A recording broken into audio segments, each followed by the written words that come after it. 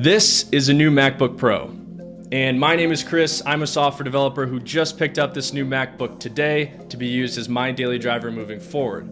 And in today's video, I'm going to be walking you through exactly how to set up a new MacBook for success for both normal everyday use as well as use for software development.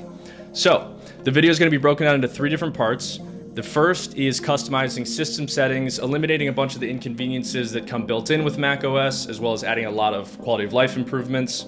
The second part is going to be geared towards a few applications that I recommend you download immediately to your new MacBook. And the third part is going to be for my developer friends out there, and I'm going to walk you through exactly how to set up your new MacBook for success for software development. So with that being said, let's go ahead and get started. Now, with a brand new MacBook like this, the first thing we want to do is clear up this atrocious looking dock.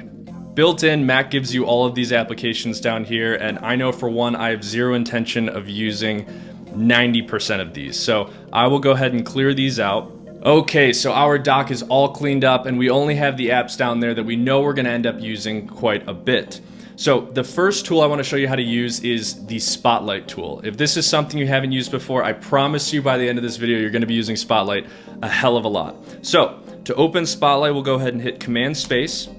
And the first thing that we're going to do is actually add something to the dock, which is the Applications folder. So we'll go ahead and type in Applications here. Grab this folder, and I place it right next to the trash can. So it's separate from these apps, but very easily accessible. And so what that does is that gives us access to all of our system applications right there at the click of a button. The next thing we're going to do is set up our desktops using macOS's virtual desktops. But before we do that, we want to make sure that we have our 3-finger gesture set up. So again, we'll open the Spotlight here and type in Trackpad. Open that up in the system settings. And under more gestures here, we should see the swipe up with 3 fingers to access mission control. If that's not automatically set on your MacBook, go ahead and change that to swipe up with 3 fingers.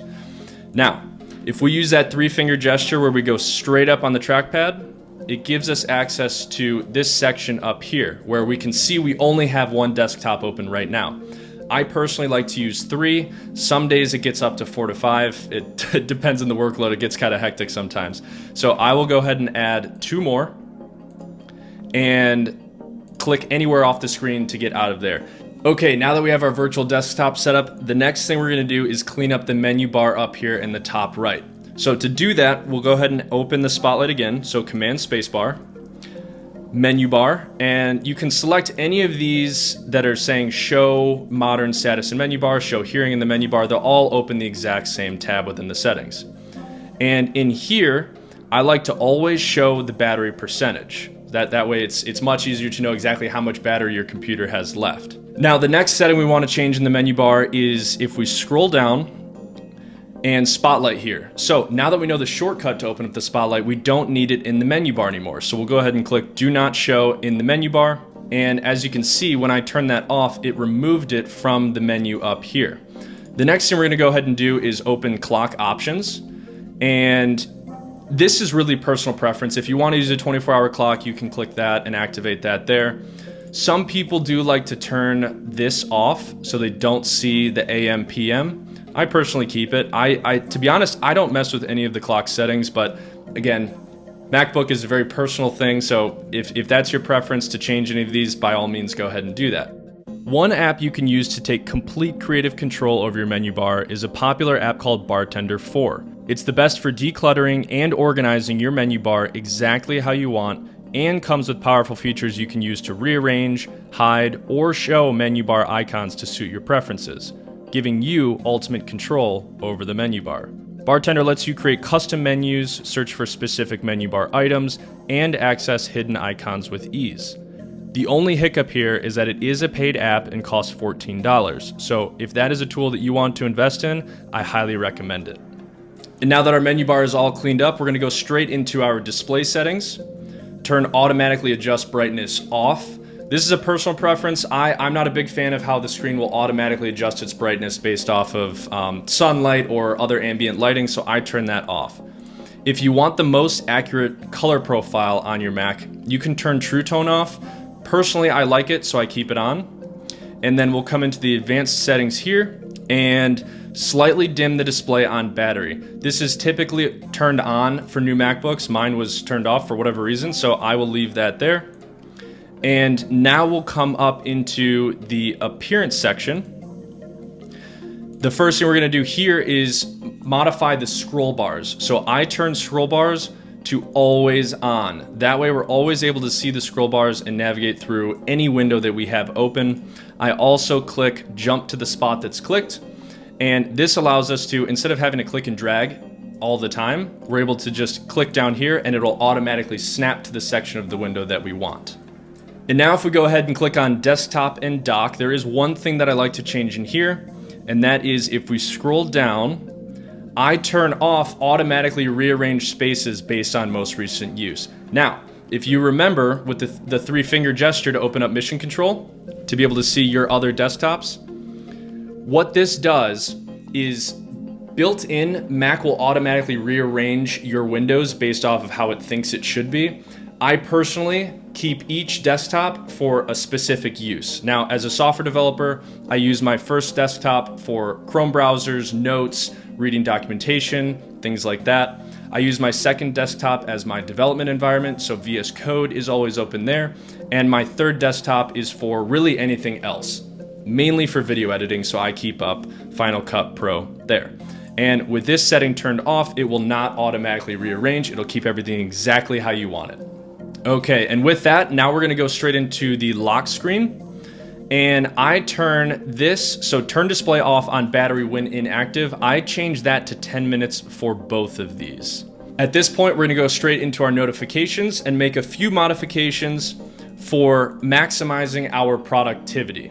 So with notifications open, the first thing I do is I actually turn off all notifications for every single app except for the calendar and my reminders. And even with the calendar and the reminders, I also turn off the sound. Turning off the sound, you still get the banner up in the top right. It just won't give you the nice ding that Mac is notorious for doing. So I will go ahead and I'll turn all of these off. Okay, and now that our notification settings are set to the exact way that we want them, we'll go ahead and start customizing the Finder, which is macOS's built-in file management system. So to get there, we'll use the Spotlight tool again by pressing Command Space, typing in Finder, and opening up a Finder window. Here, the first thing we need to do is go up to View, Show Path Bar, and View Show Status Bar. This allows us to see exactly where we are within the directory, within the file management system. It also gives us a glimpse into how much storage we have available.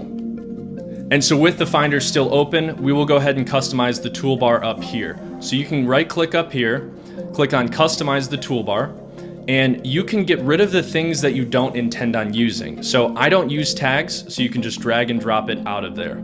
The two tools that I know I use a lot are sharing and airdropping. So I will click and drag these up into the toolbar. So now that our Finder appearance is all set, what we're gonna do is actually go into the Finder settings. So with the Finder open, we'll click on Finder, go to Settings, and in here, make sure that open folders in tabs instead of windows is checked. Some new Macs, this comes unchecked, and what that does is that whenever you open a new Finder window, you're gonna have a brand new window open. Versus when this is checked, you'll be able to see tabs within a single Finder window. From there, we'll go on over into the advanced Finder settings, and we will click Show All File Name Extensions, and we will also change when performing a search to search the current folder. This is a personal preference, but I know most of the time when I'm searching through the Finder, I know essentially which directory the file is going to be in. So I want to be able to search that folder directly and not have to search the entire Mac. The last thing to do here is check remove items from trash after 30 days. I feel like 30 days is enough of a time frame to know whether or not you need to remove something that you just put into the trash. So we'll have that checked and our Finder window is all set. Timeout. Pro tip with the Finder. If we go up to Go, hold the Option button and click on Library. This is a folder that's typically pretty difficult to find, so what we can do is we can grab this library from the file path that we just activated, and drag it up into our favorites. All right, so now that our Mac system settings are all set up to the way that we want them, we're gonna move over into the applications that you have to download immediately on any new MacBook. Now, if you're a multitasker like me, you probably have a bunch of different windows open at the same time. And let's be honest here, macOS's default split screen view is kind of terrible. Not to mention you could really only do left to right split screen. So one of the first apps that I like to download on new MacBooks is an app called Rectangle. This is free and open source, and it allows you to set a bunch of different keyboard shortcuts to quickly snap your screen exactly how you want it. And you're not limited to the left to right. You can also snap the screens to the corners or top to bottom. It's really whatever your preference is. Now, another app that is an absolute must-have for your new MacBook is this app called Mackie. By default, you're only able to copy one thing to your clipboard at a time. Whereas with Mackie, which is a clipboard manager, you're able to copy multiple things to your clipboard and paste them whenever you'd like. Now, before we get any further into the video, I do want to give a quick shout out to Mubert AI. Just to throw this out there, they're not sponsoring this video, but it is a really cool piece of tech that I've been getting a lot of use out of, and I feel like other people should have access to it too. So, Mubert is an innovative platform that uses artificial intelligence to generate unique and customizable music on demand, which is perfect for content creators, businesses, students, marketing departments, really anyone who's looking for a copyright-free, customizable music experience. And believe it or not, all of the music that was used in this video today was generated using Mubert AI. So, if that is something that interests you and you want to give it a try for yourself, I've included a link in the description below this video, as well as a bunch of links to the other apps that we talked about in the description as well. And now moving on to the final recommended app, which is called App Cleaner. With App Cleaner, when you go to drag an application to uninstall, it not only removes that app, but it also scans your system for any leftover files and deletes those too. Transitioning for my developer friends, there's a lot we could cover here, but for time's sake, we will only cover the basics in this video. To get started, the first thing we will do is upgrade our terminal to iTerm 2. This has been my terminal of choice for as long as I can remember. It is extremely customizable, and to be honest, it offers way too many additional features to go over in one video, so we will just get it installed and running and save the customization for another video. If that's something you're interested in, go ahead and comment down below and I will make sure to get that video made. Once iTerm 2 is installed, go ahead and open up the terminal and type git to initialize the Git command line developer tools on your machine. And now with your terminal set up, you can install your entire Node and JavaScript ecosystem. The best way to do this is with Node Package Manager, or NPM for short. To install NPM, go to the NPM docs, copy the code, and paste it into your terminal. Now, if you're on a Mac, you may have to type in sudo before the command in order to install NPM globally. Once installed, you can type npm --version to double check that it is installed and see which version of NPM you're running. The final thing we'll cover in this video is VS Code, which in my opinion is the best code editor out there for web development, and it's been my primary code editor for years. To download VS Code, go to their website and download the package.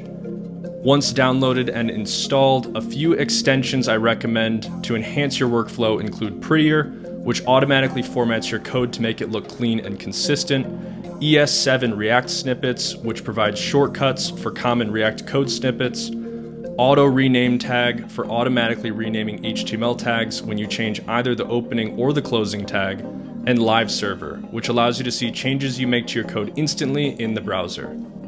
And so with that, our MacBook Pro is now set up for developers and non-developers. We've got our quality of life improvements taken care of and all of our weird inconveniences that come built in with the Mac eliminated. So hopefully you got a lot of value out of this video. Hopefully your MacBook is all set up to the way that you like it. And if you did get value from this, go ahead and hit the like button down below, subscribe, and I will see you in the next one.